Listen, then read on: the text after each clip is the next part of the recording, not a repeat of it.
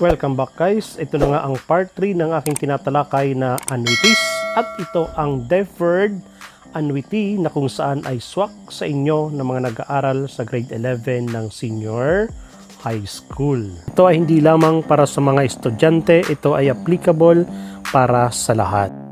Particular kung nag-a-acquire kayo ng mga items at properties na hindi cash basis, panoorin nyo ito.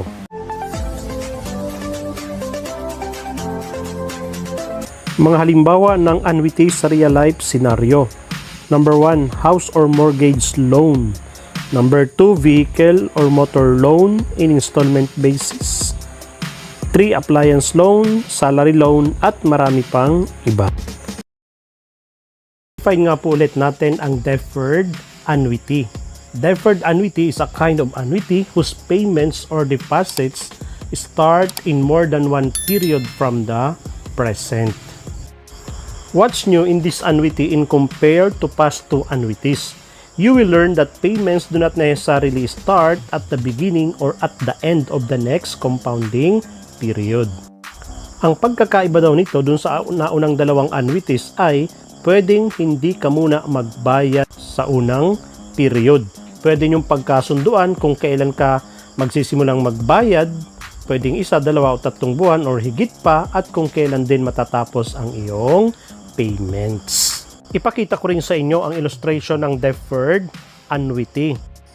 Itong 0 to K periods, ito ang tinatawag na period of deferral. Dito ay wala ka pang payment.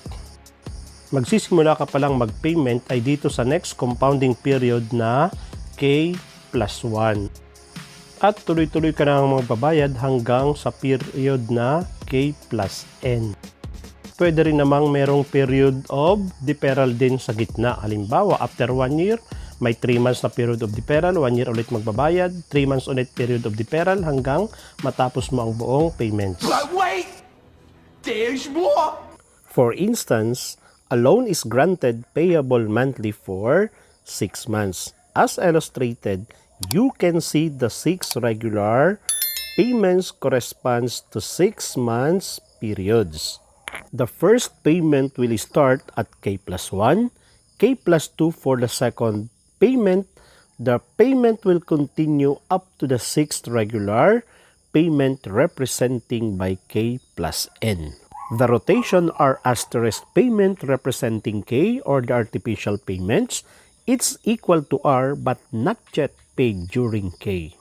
Once again, the first payment will start at K plus 1.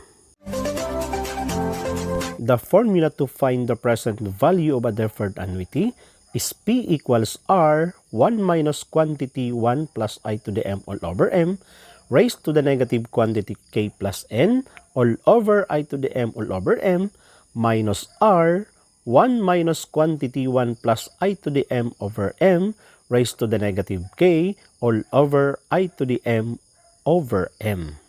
The first part of the formula is the computation of the annuity where time is equal to 0 or the time where the transaction was started.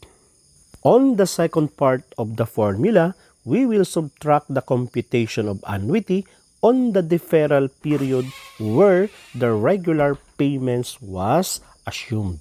On the formula, P represents the present value of the deferred annuity, R representing the regular payment, I to the M was the nominal rate, N is the number of payments, K is the number of deferral periods, and T for the time of the annuity transactions. Let us now take up problems involving deferred annuity. Problem number 1. A certain fund is to be established today in order to pay for the 6,500 worth of monthly rent for a commercial space. If the payments for rent will start next year and the fund must be sufficient to pay the monthly rental for 2 years, how much will be deposited today at 3.5 interest compounded monthly? To solve the deferred annuity problem using the formula, first to do is to understand the problem by enumerating the givens. The regular monthly rate is 6,500. Since the payment will start next year, 1 year is equivalent to 12 months, so therefore K is equal to 12. Since the transaction is payable for 2 years, T is equal to 2. The nominal rate is equal to 3.5%.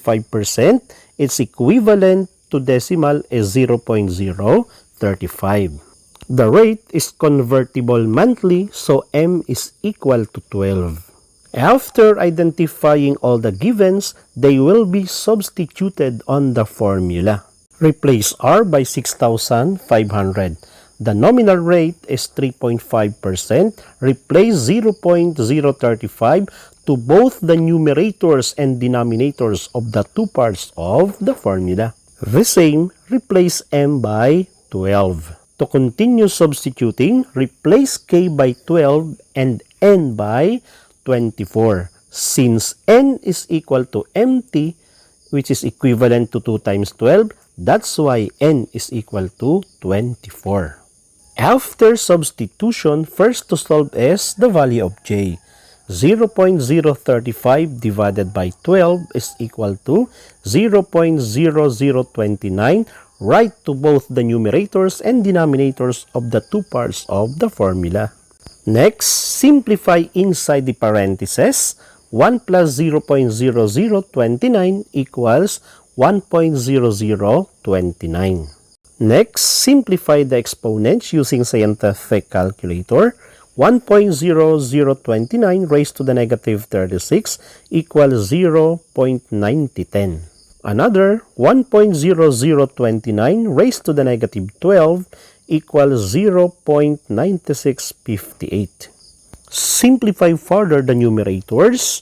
1 minus 0.9010 equals 0.990.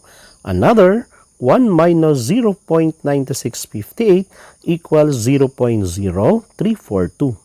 Next, divide 0.990 and 0.0029. Its quotient is 34.1379. Another, divide 0.0342 and 0.0029. The quotient is 11.7931. Next, multiply 6,500 by 34.1379. Its product is 221,896.35. Multiply also 6,500 and 11.7931. The product is 76,655.15. Lastly, subtract 221,896.35 minus 76,655.15. The difference is 145,251.20.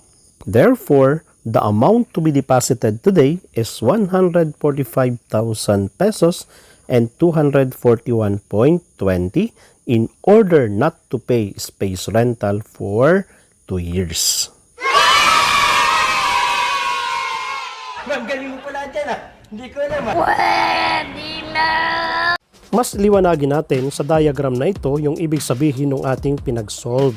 Ibig sabihin, kailangan mo ngayon na mismo na magdeposito ng 145,241 pesos and 20 centavos. So, wala ka nang iisipin hanggang 36 months. At dahil nga hindi ka magbabayad sa iyong 12 months na period of deferral, ang iyong pera na pinag-deposit na 145,241 pesos and 20 centavos, tutubo ito ng 3.5% compounded monthly at ito ay magiging 150,382 pesos and 74 centavos. At ito na nga ang gagamitin nating bayad sa renta sa susunod na 2 taon na kung iisipin ay kulang kasi ang 6,500 sa loob ng 24 months ay 156,000.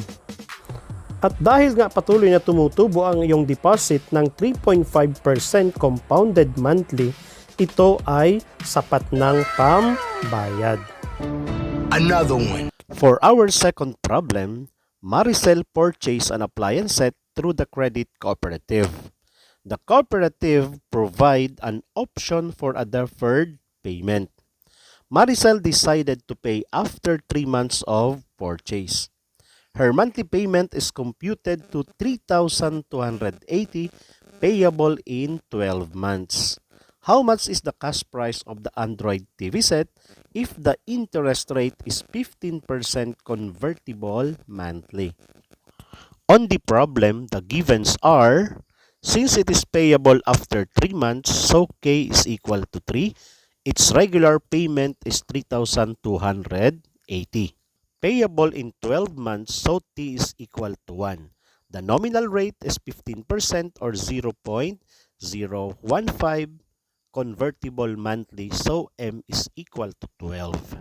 Again, on the formula, substitute 3,280 to R, 0.15 to I to the M or the nominal rate, and 12 for the value of M.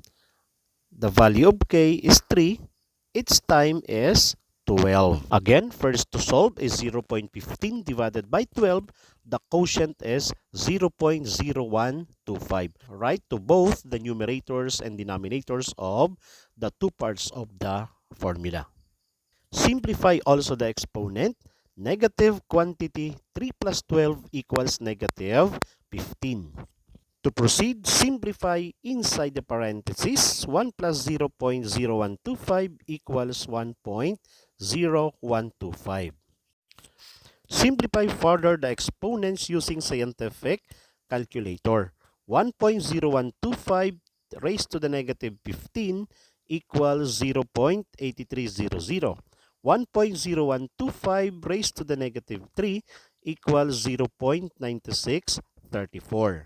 Finally, simplify the numerators. 1 minus 0.8300 equals 0.1700.